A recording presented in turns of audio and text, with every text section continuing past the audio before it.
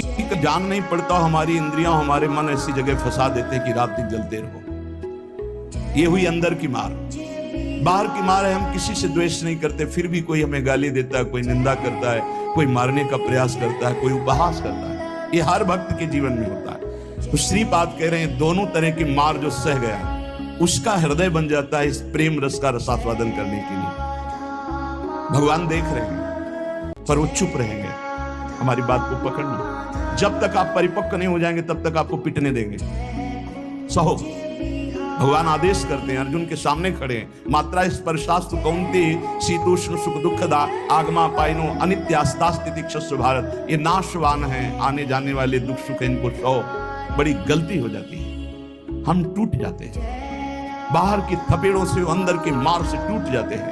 इसीलिए हमें भगवदानंद की अनुभूति विलंब से नहीं तो बहुत जल्दी हो जाए। दौड़ पड़ते हैं भगवान जब साधक हर बात चुपचाप सहता रहता है, हर मार सहता रहता है, तो भगवान को फिर देखा नहीं जाता, फिर दौड़ पड़ते हैं और उसके हृदय मंदिर पर प्रकाशित हो जाते हैं, निहाल हो जाता है। श्रीपाद कह रहे हैं हासम भर्त्सन ताड़नादिषु सदा कुर्वन् विषादम नहीं ग्रासस्याप्यनुपस्थितौ व्यवहरल्लोकेति मुग्धार भवत्।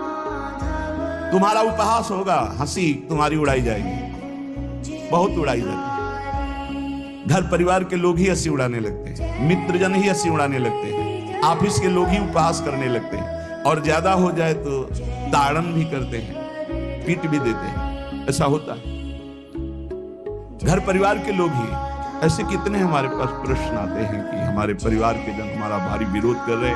हासम भर्त्सन ताड़नादिषु सदा कुर्वन् विषादम नहीं। सदा तुम्हारा उपहास हो रहा है। बहुत कठिन है प्यारे, बहुत कठिन है। प्रवचन कर लेना सरल है, प्रवचन सुन लेना सरल है, सहना बहुत कठिन है। जब बाहर से निंदा हो और अपमान का समय हो और अंदर से इंद्रियां और मन साथ ना दे, फिर सोचो उस उपासक की दशा क्या होगी। उसी समय सत्संग के वचन उसे बचाते हैं। यदि शास्त्र और सत्संग का स्वाध्याय और श्रवण है तो बच जाओगे, नहीं तो मार देंगे अंदर के शत्रु और बाहर के शत्रु। ये परमार्थ बहुत बड़ी वस्तु है, बहुत बड़ी वस्तु, अनंत जन्मों की बिगड़ी बनने वाली है। बस गेम है, थोड़ा सह जाओ, आगे निकल जाओगे, पर बहुत कठिन है। हम इसलिए कह रहे हैं किसी मार्ग पर चल कर बोल रहे हैं।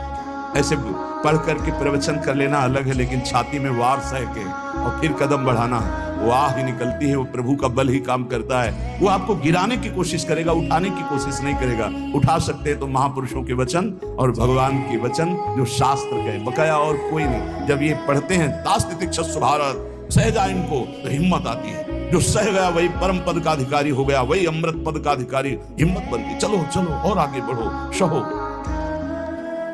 विषादम नहीं, हृदय में विषाद नहीं होना चाहिए। आपका उपहास होगा, तिरस्कार होगा, गाली मिलेगी, निंदा मिलेगी। हो सकता है तुम्हारे मित्र तुम्हारा त्याग कर दें, परिवार के लोग तुम्हारा त्याग कर दें, ऐसा भी हो सकता है। ग्रासस्याप्यनुपस्थितौ व्यवहरल्लोकेति मुग्धार भवत्। हो सकता है कि तुम्हारे खाने पीने की व्यवस्था में भी व्यवधान पड़ जाए। देख लो, तितिक्ष ब्राह्मण को बांध लिया, प्रसाद उसका छीन लिया, उसकी पिटाई की बहुत। एकादश स्कंद में क्या दोष था? केवल भगवान के भजन के लिए दृढ़ नियम लिया था, मौन रहूंगा, बोलूंगा नहीं, चाहे जितना सताया जाऊं, कभी भगवान के मार्ग को नहीं छोड़ूंगा। शुरू हो गया जीवन में उपद्रव से। कह रहे हो सकता है कि आपको ग्रास लाभ के लिए भी परेशानी आ जाए, जैसे सुदामा जी को। तुकाराम जी भी महाराज अभी आगे चलित, तुकाराम जी भी महाराज कह रहे हैं अन्न के बिना परिवार त्रस्त हो गया, एक कवल खाने के लिए अन्न की व्यवस्था भी नहीं रही। लेकिन कभी विषाद नहीं हुआ। पांडुरंगा विठल के प्रेम रंग में श्री चरणों में नूपुर बांध करके नाचते सामने, जय राम कृष्ण हरि, जय राम कृष्ण। चाहे जितना दुख हो, कभी नियमावली नहीं टूटी।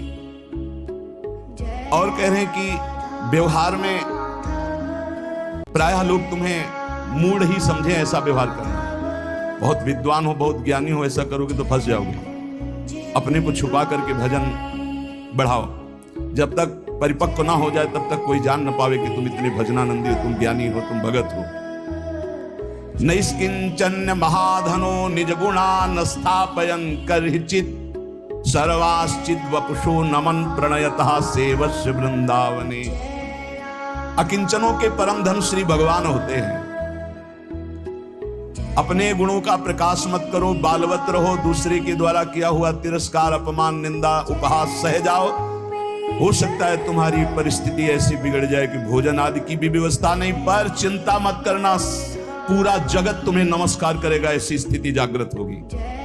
ये बात आखिरी परिणाम को जो देखता है वो दौड़ता चला जाता है परमार्थ में, जो वर्तमान में शरीर की व्यवस्था देखता है वो हार जाता है। श्री तुकाराम जी महाराज कह रहे, जब शास्त्र ऐसा कहते हैं, बड़े बड़े संत कहते हैं कि जीव ब्रह्म ही है, बहुत ध्यान से सुनना, बहुत बड़े महापुरुष के वचन हैं, बहुत माल मिल जाएगा परमार्थ में चलने के लिए, बहुत बहुत माला माल हो जाओगे अगर पकड़ लोगे। तुका मन राखो अंकुश अधीन, प्रतिदिन नवीन जागरण, एकांत में बैठ शुद्ध करो चित्त, सो सुख अनंत पार नाही, आय के ही में रहेंगे गोपाल, साधन सुफल घर बैठे भगवत प्राप्ति का उपाय। कह रहे हैं शास्त्रों में लिखा है, संतों ने कहा है, जीव ही ब्रह्म है, ब्रह्म ही शरीर भाव को प्राप्त होने के कारण जीव कहा गया। बिल्कुल अकाट्य शब्द है, इसमें कोई संशय नहीं। जीव शिवा, शिव जीवा, जो शिव है सब में विराजमान है, वही तत्व है। वो अपने स्वरूप को भूल गया जो हम, और इस देह भाव को प्राप्त हो गया तो जीवत्व तो उसके आगे जीव कह दिया। जैसे कई बार एक बिल्कुल ग्रामीण भाषा में इस बात का उदाहरण दिया कि जीव क्यों कहा गया। जैसे हम देखते हैं कि एक आदमी रिक्शा चलाता है, उसको बोलो रिक्शा, वो खड़ा हो जाएगा। वो क्या रिक्शा है क्या? नहीं, ये भी नहीं कहा ये रिक्शा चालक, ऐसा भी नहीं कहा, रिक्शा, वो खड़ा हो गया। क्यों? वो तदात्म है रिक्शा में। फिर कुछ दिन बाद वो पैसा बढ़ता है, टैक्सी खरीद लेता है, अब उसको बोलो रिक्शा, नहीं खड़ा हो गया, टैक्सी, खड़ा हो गया।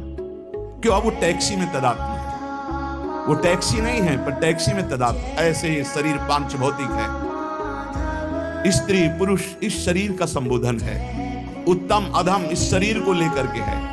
वो सच्चिदानंद तत्व एक निर्विकार अनंत घड़ों में एक ही प्रकाशित हो रहा है। जब जीव, श्री तुकाराम जी महाराज कहते हैं, बहुत आनंद का विषय ये साधक के लिए, जब जीव ब्रह्म ही है, ब्रह्म से भिन्न नहीं है, यदि ये संत वचन सत्य है, शास्त्र सिद्धांत सत्य है, संतों का अनुभव सत्य है, तो ये सबको प्रतीत क्यों नहीं हो रहा कि सब ब्रह्मानंद स्वरूप हैं? क्यों नहीं प्रतीत हो रहा? बहुत सुंदर बात है। भगवान सर्वगत है, सब में है, समरूप है, बराबर कमी बेसी नहीं कि चींटी में छोटा भगवान है, हाथी में बड़ा भगवान है।